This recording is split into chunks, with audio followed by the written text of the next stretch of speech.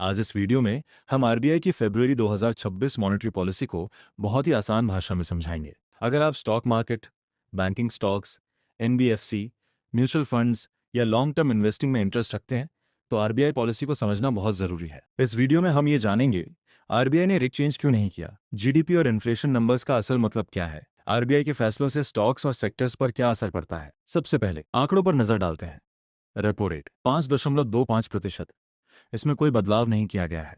Policy stance neutral. मौद्रिक नीति समिति यानी एमपीसी ने सर्वसम्मति से स्टेटस को बनाए रखने का फैसला किया है। अब असली सवाल, भारतीय रिजर्व बैंक ने रेट कट क्यों नहीं किया और रेट हाइक क्यों नहीं किया। अब समझते हैं रेपो रेट। रेपो रेट वह ब्याज दर है जिस पर आरबीआई बैंकों को पैसा देता है। जब रेपो रेट कम होता है तो लोन सस्ते हो जाते हैं और अर्थव्यवस्था को बढ़ावा मिलता है।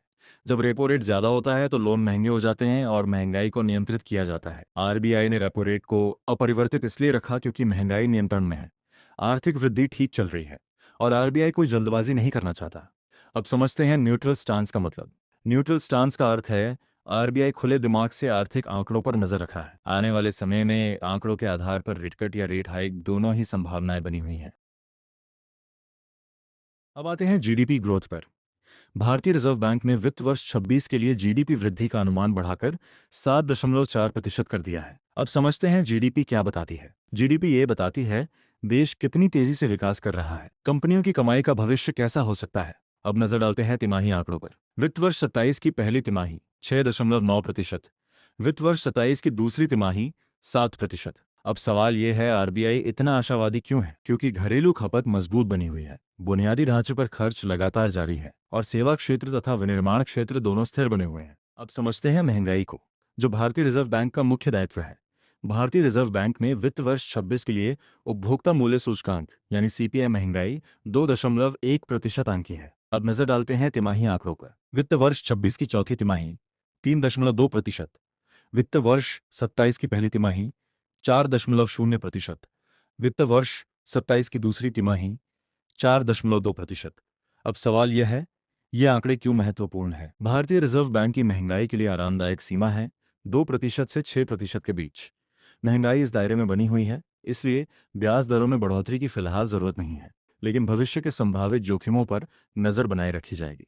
वित्त पोषण आसान होगा, एनबीएफसी की तरलता में सुधार होगा और पीएसयू बैंकों को समर्थन मिलेगा। अब आते हैं एमएसएमई और ग्रामीण अर्थव्यवस्था पर। सबसे बड़ा फैसला, बिना गारंटी दिए जाने वाले ऋण की सीमा 10 लाख रुपए से बढ़ाकर 20 लाख रुपए कर दी गई है। इसके साथ किसान क्रेडिट कार्ड में सुधार किए जाएंगे और बिजनेस करेस्पॉन्डेंस फ्रेमवर्क की समीक्षा की जाएगी। इसका असर एमएसएमई क्षेत्र को बढ़ावा मिलेगा, ग्रामीण मांग में तेजी आएगी और स्मॉल फाइनेंस बैंक तथा एनबीएफसी को लाभ होगा। अब आते हैं कैपिटल मार्केट सुधारों पर। कॉरपोरेट बॉन्ड बाजार के लिए नया ढांचा लाया जाएगा और विदेशी पोर्टफोलियो निवेशकों यानी एफपीआई के ऋण निवेश नियमों की समीक्षा की जाएगी। इसका मतलब डेट बाजार और गहरा होगा और लंबी अवधि की पूंजी के प्रवाह की संभावना बढ़ेगी। भारतीय रिजर्व बैंक ने कहा है कि 20 फरवरी 2026 को मौद्रिक नीति समिति यानी एमपीसी की बैठक होगी। इन बैठकों से हमें मिलते हैं भविष्य में ब्याज दरों में कटौती के संकेत, आरबीआई के सदस्यों की सोच और रुख। अक्सर देखा जाता है कि बाजार नीति के फैसले से ज्यादा इन बैठकों पर प्रतिक्रिया देता है। अगर इसे सरल शब्दों में समझें तो आरबीआई फिलहाल शांत है, अर्थव्यवस्था स्थिर है, महंगाई नियंत्रण में है और सुधार लंबे समय की वृद्धि को ध्यान में रखकर किए गए हैं। अब बात करते हैं शेयर बाजार के नजरिए की। अल्पकाल में बाजार सीमित दायरे में रह सकता है, मध्यम से लंबी अवधि में बाजार का रुझान सकारात्मक बना हुआ है। अगर आपको ये वीडियो पसंद आया हो तो चैनल को सब्सक्राइब करें। वीडियो देखने के लिए धन्यवाद।